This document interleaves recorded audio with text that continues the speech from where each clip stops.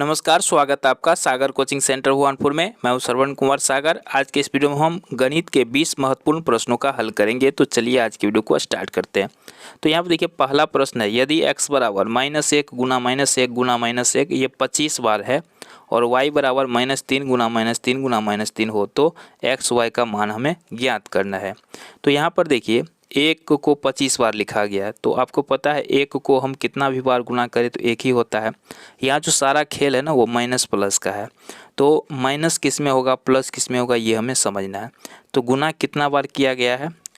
25 बार। 25 क्या है? विषम संख्या है, तो विषम संख्या बार अगर गुना किया जाता है तो माइनस लगा रहेगा। ठीक है, जब भी माइनस वाला संख्या को विषम बार गुना किया जाएगा तो माइनस लगा रहेगा, है ना। और सम बार करेगा तो माइनस हट जाएगा। जैसे -1 गुना -1 तो ये क्या होगा? 1 होगा। लेकिन अगर रहेगा -1 गुना -1 गुना फिर से -1 तो इसका आंसर क्या आएगा? -1। तो यहाँ पर 2 बार किया तो +1 आ गया था, या 3 बार किया तो -1। यानी सम बार गुना करेगा तो प्लस में आएगा, विषम बार गुना करेगा तो माइनस में आएगा। ये चीज़ आपको समझ में आ गया। तो यहाँ पे 25 बार गुना किया -1 को तो कितना आएगा? -1 आएगा। क्यों आएगा? क्योंकि विषम बार किया गया है। और फिर y का मान देख लीजिए, तो y का मान कितना दिया है? -3 गुना -3 तो 3 तिया 9 तिया 27 आ जाएगा। इसमें माइनस लगा रहेगा क्योंकि यहाँ पर 3 बार गुना किया यानी विषम बार गुना किया। अब हमें x y का मान ज्ञात करना है ना। तो x का मान ये हो गया, y का मान ये हो गया। x y का मतलब है x गुना y, है ना। तो यहाँ पे इसको अगर गुना करेंगे तो कितना हो जाएगा? 27। यहाँ पे देखिए माइनस माइनस क्या हो जाएगा? प्लस। तो इसका आंसर क्या आ गया? ऑप्शन नंबर बी 27 इसका आंसर सही होगा। दूसरे प्रश्न पर देखते हैं।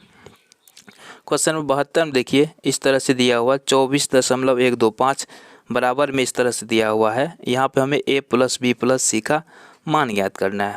तो सबसे पहले हमें a निकालना होगा, b और c निकालना होगा, तब तो a + b + c निकालेंगे।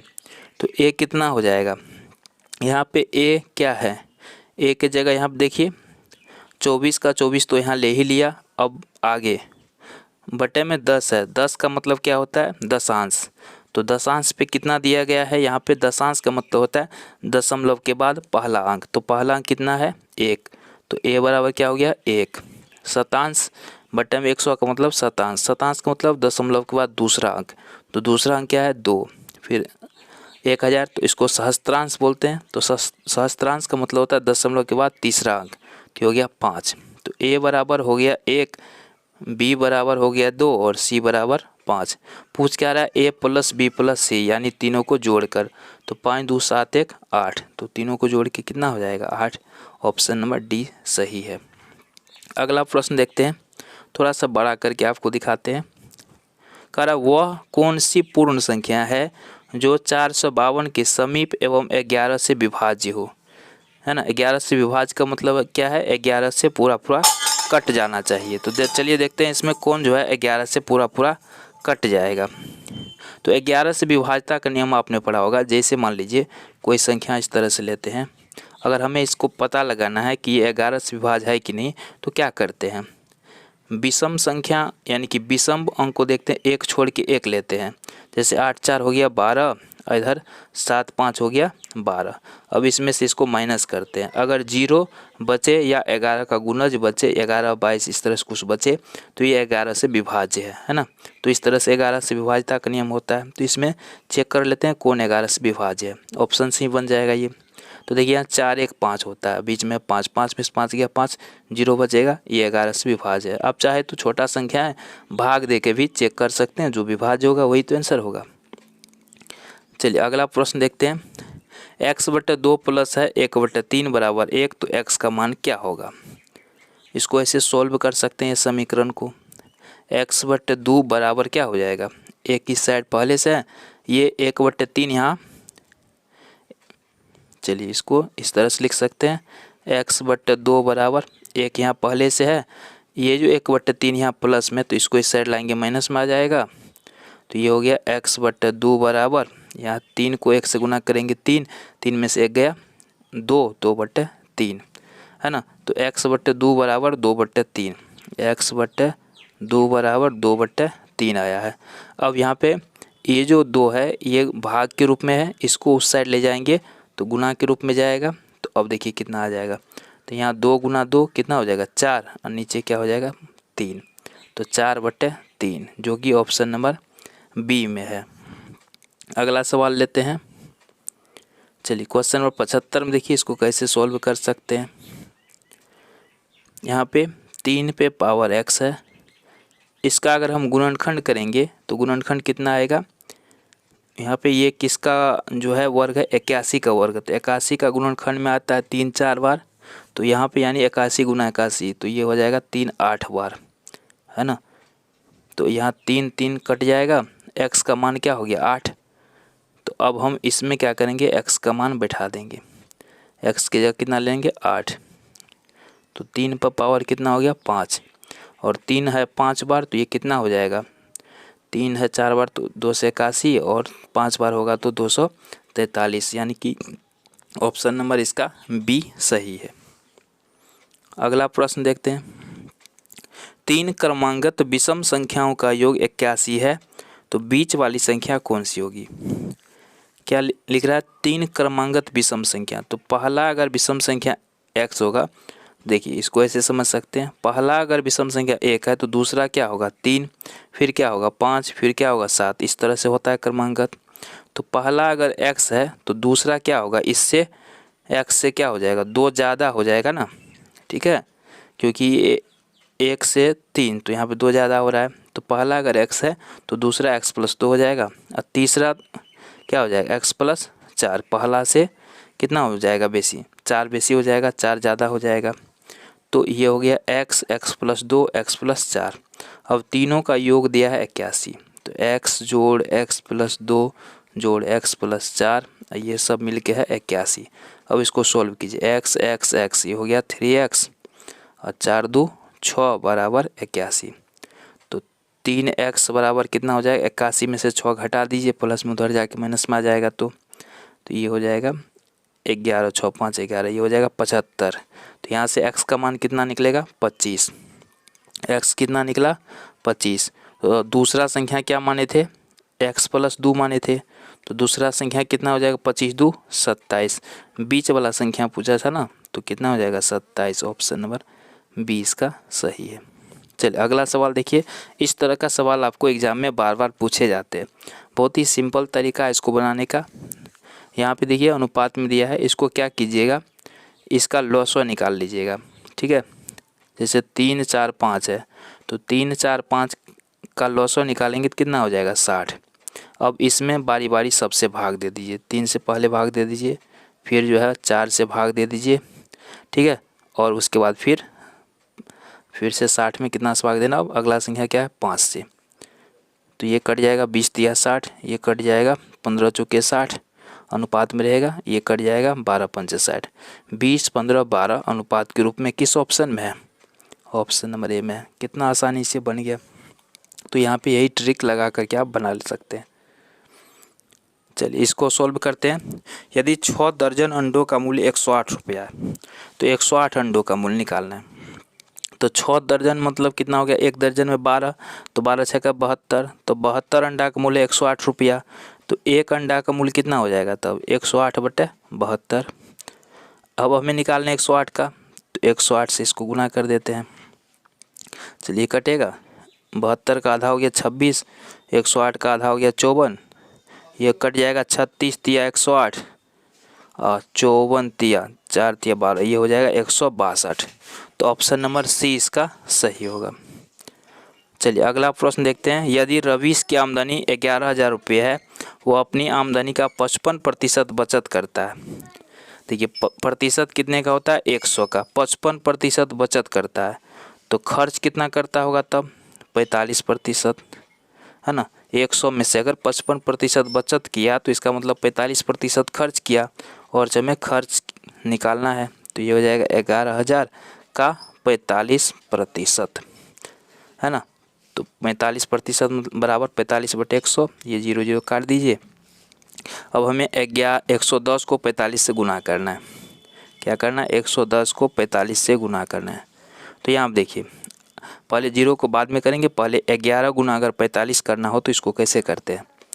यहाँ आप देखिए 5 है तो 5 लिख लीजिए, यहाँ पे 5 4 हो जाएगा 9, यहाँ 4 का 4 जीरो छूट रहा था, अब जीरो लगा दीजिए। कितना हो गया? 4950 रुपया। तो ये हो गया ऑप्शन नंबर सी। किसी भी संख्या को 11 से गुना करना बहुत ही सरल है। जैसे मान लीजिए 63 गुना 11 करना है, तो यहाँ पे इसका ट्रिक होता है एक बार हटा के एक बार सटा के। देखिए एक बार यहाँ 3 लिख दीजिए, हटा दिए, एक बार सटा देना है। 6 3 9, अब फिर इस साइड का 6 हो गया गुना। तो इस प्रकार कर लेते हैं। चलिए क्वेश्चन नंबर 80 में देखिए, क्वेश्चन नंबर 80 इसको सॉल्व करना यहाँ पे संभव नहीं, इसका आंसर बता देते हैं। ऑप्शन बी इसका सही है। अगला सवाल लेते हैं। चलिए यहाँ पे देखिए इस तरह से दिया है, काफ़ी सारे सवाल इससे पूछे जाते हैं। इसको आप ऑप्शन से बनाएंगे तो आसान रहेगा। पहले देखिए 144 को 1 से गुना करेंगे, 144 उसमें 25 जोड़ेंगे 169 बटे में आ गया 144। इसका क्या निकालना है? वर्गमूल। 169 का वर्गमूल होता है 13, 144 का होता है 12। तो इस साइड हमको क्या पुराना है? 13/12। यहाँ 12 को 1 से गुना करते हैं 12, 12 में 1 अगर जोड़ दे तो हो जाएगा 13, 13/12 फुट जाएगा। तो कौन सा ऑप्शन सही है? ऑप्शन नंबर सी सही है। यदि किसी वस्तु का विक्रय मूल्य उसके क्रय मूल्य का 3/2 गुना हो तो वस्तु का लाभ प्रतिशत होगा। यहाँ तो क्रय मूल्य विक्रय मूल्य दिया नहीं है तो मानना पड़ेगा। तो मान लेते हैं क्रय मूल्य कितना है? क्रय मूल्य मान लीजिए यह 100 रुपया, तो विक्रय मूल्य उसका इतना गुना है, तो विक्रय मूल्य तब कितना हो जाएगा?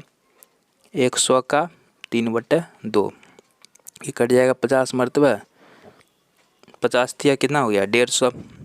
तो क्रय मूल्य 100 है, अब विक्रय मूल्य 150 है, तो लाभ कितना का हुआ? 50 रुपये का, है ना। अब पूछता क्या है? लाभ प्रतिशत। तो लाभ प्रतिशत बराबर सूत्र होता है लाभ गुना 100 बटा होता है क्रय मूल्य। क्रय मूल्य 100 माने थे, तो 100 कट जाएगा तो कितना प्रतिशत हुआ? 50% का। देखिए यहाँ रुपया में भी दिया है ना, यहाँ पे प्रतिशत में पूछा है तो प्रतिशत वाला आंसर लेंगे। तो ऑप्शन नंबर इसका सी सही होगा। अगला देखते हैं 83 नंबर का। इस तरह से सवाल है, यहाँ पे इसको हम सूत्र का प्रयोग करके बना सकते हैं। एक तो तरीका है कि आप इसको गुना करेंगे, इसको गुना करेंगे फिर घटाएंगे, तो ऐसे में काफ़ी समय लगेगा। तो यहाँ पे हम क्या कर सकते हैं? ये 2 बार है तो इसको लिख सकते हैं 7.87 का स्क्वायर। इसको लिख सकते हैं 1.72 का स्क्वायर, है ना, बटे में 6.15। अब देखिए ये सूत्र पे आ गया ए स्क्वायर माइनस बी स्क्वायर। एक सूत्र होता है ना, ए स्क्वायर माइनस बी स्क्वायर क्या होता है? ए प्लस बी इंटू होता है ए माइनस बी, होता है ना। ए स्क्वायर माइनस बी स्क्वायर बराबर ए प्लस बी इंटू ए माइनस बी। तो उसी सूत्र पर इसको बैठा देते। ए का मान ये हो गया, बी का मान ये हो गया, तो बैठा दीजिए। क्या था? ए प्लस बी, ए प्लस बी, बी का मान क्या था? 1.72 इंटू ए माइनस बी, ए माइनस बी, अब बट्टे में है 6.15। तो इसको सॉल्व करेंगे तो ये जोड़ के कितना हो जाएगा? 7 2 9, ये हो गया 8 7 15, हासिल 1 7 1 8 1 9, 9.59 गुना हो जाएगा। ये घटा कर कितना हो जाएगा? 7 में से 2 गया 5, ये बच जाएगा 6.15। अब बट्टे में कितना है? 6.15, ये और ये कट जाएगा तो 9.59 इसका आंसर हो जाएगा। अगला देखते हैं, उस समचतुर्भुज का क्षेत्रफल ज्ञात करो जिसके विकर्णों की माप 8 सेंटीमीटर और 6 सेंटीमीटर है। तो आपको फॉर्मूला याद करने की ज़रूरत है। समचतुर्भुज का क्षेत्रफल क्या होता है? 1/2 D1 गुना D2। D1 का मतलब है पहला विकर्ण और D2 का मतलब है दूसरा विकर्ण। तो हो जाएगा 1/2 गुना 8 गुना 6, ये कट जाएगा 2 चौके 8, 4 छक्के 24। ऑप्शन नंबर डी सही है। चलिए इसको सॉल्व करते हैं। का मान घातांक के रूप में क्या होगा? इसका मान हमें निकालना है। आपने फॉर्मूला पढ़ा होगा, पावर पे पावर रहे तो पावर को क्या करते हैं? गुना करते हैं, ठीक है। जैसे पावर पे पावर है तो पावर क्या होता है? गुना। तो यहाँ पे देखिए -2 है तो -2 रहेगा, यहाँ पे इस सब को गुना कर दीजिए तो 2 दूनी 4, माइनस माइनस प्लस हो जाएगा, 4 को 1 से गुना करेंगे 4, तो 2 पे पावर कितना हो जाएगा? 4। ऑप्शन नंबर कौन सा सही है इसका? यहाँ पे देखिए ये माइनस हो गया था, लेकिन इसमें एक में भी माइनस है तो यहाँ पे माइनस लगा रहेगा। तो ऑप्शन नंबर ए इसका सही हो जाएगा। फिर से बता देता हूँ, -2 का -2 रहने दीजिए, पावर पे पावर क्या हो जाता है, गुना। तो -1 को 2 से गुना करेंगे -2 से तो 2 हो जाएगा, और 2 को -2 से गुना करेंगे तो -4 हो जाएगा। तो ऑप्शन नंबर ए। चलिए क्वेश्चन नंबर 86, इसका हमें गुणनखंड ज्ञात करना है। तो देखिए इसमें और इसमें क्या कॉमन है, ए कॉमन है तो ए कॉमन लेते हैं। इसमें 2 ए था तो एक ए बच गया है, इसमें ए कॉमन ले लिए, बी बच गया। इस साइड इसमें सी कॉमन है तो सी ले लेते हैं, बच क्या गया, बी और प्लस ए। चलिए अब क्या है, ए प्लस बी 2 बार है तो एक बार ले लेंगे, अब बच गया ए प्लस सी। किस ऑप्शन में इस तरह से दिया गया है, तो ये है आपको ऑप्शन नंबर बी में। तो बी इसका सही आंसर हो जाएगा। अगला सवाल लेते हैं क्वेश्चन नंबर 87। चलिए इसमें देखिए क्या करना है हमें,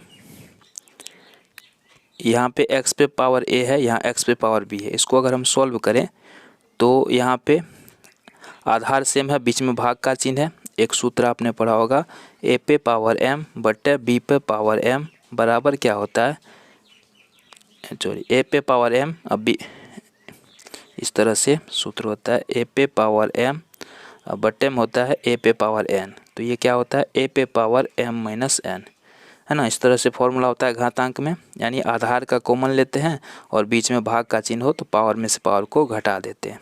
तो यहाँ x का कॉमन लीजिए, यहाँ पे घट जाएगा a माइनस बी, और a प्लस बी पहले से है, फिर गुना हो जाएगा। इसी तरह से x का कॉमन लेंगे, यहाँ पे हो जाएगा b माइनस सी, अब पहले से क्या है b प्लस सी, फिर से गुना, इसका कर लीजिए x c माइनस ए, इधर हो जाएगा c प्लस ए। ठीक है, अब इसको सॉल्व करना है। तो ये देखिए a plus A minus B into A plus B है ना, तो ये हो जाएगा A square minus B square. फिर यहाँ पे गुना, इसको इस तरह से बना दें। चलिए हो जाएगा आपको A square minus B square, x पे पावर में रहेगा ये, फिर गुना हो जाएगा एक्स पे power B square minus C square, फिर हो जाएगा गुना एक्स पे power C square minus A square. ठीक है, अब एक्स एक्स एक्स तीनों में है तो गुना में है तो कॉमन लेंगे और वो सभी जुड़ जाएगा, तो वो सब जो है ना कट जाएगा, यानी ऊपर में पावर 0 बचेगा, तो ये एक आंसर आएगा। ठीक है, तो बाकी आप कर सकते हैं। चलिए 88 नंबर का सवाल देखते हैं। यहाँ पर देखिए, इसको पहले सॉल्व कीजिए। 2 पे पावर है 2x माइनस वाई बराबर है 32। तो 32 को हम क्या लिख सकते हैं, 2 पे पावर 5 लिख सकते हैं।